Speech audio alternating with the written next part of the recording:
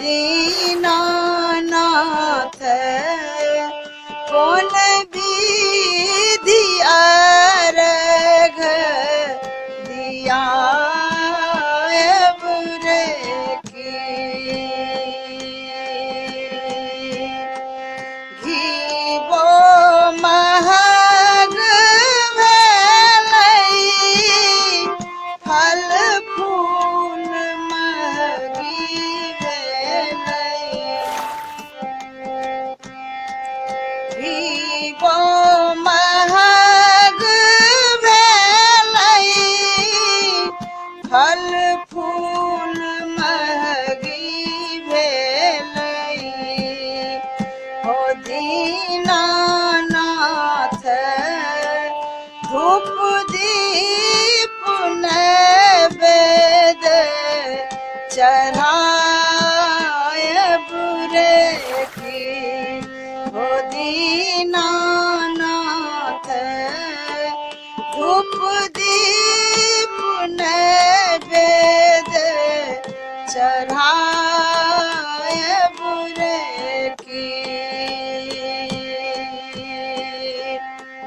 बउआ कमौआ हमरा परदेस बसी गेलै बउआ कमौआ हमरा परदेस बसी गेलै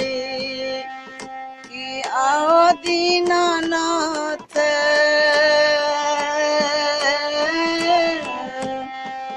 बिनु रे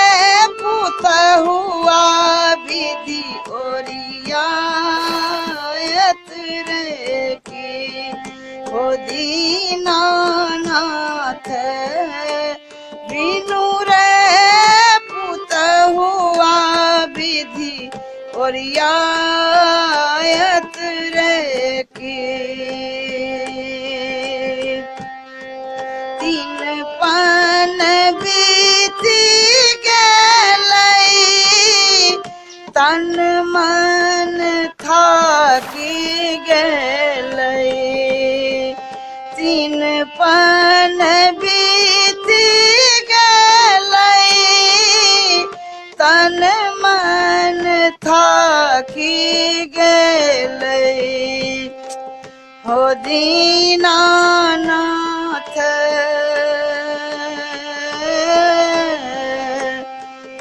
आहाँ बिनु दोसर दुख के बूझत रे की हो दीनानाथ आहाँ छोरी दोसर दुख के बूझत रे की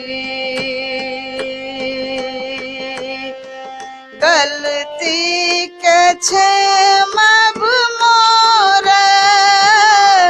मन सा पुराएब गलती के क्षमब मोर मन सा पुराएब हो दीनानाथ बेटा पुतहुआ सुख को न पायब रे की हो दीनानाथ बेटा पुतहुआ सुख को न पायब रे की केहन समय आलै गहुम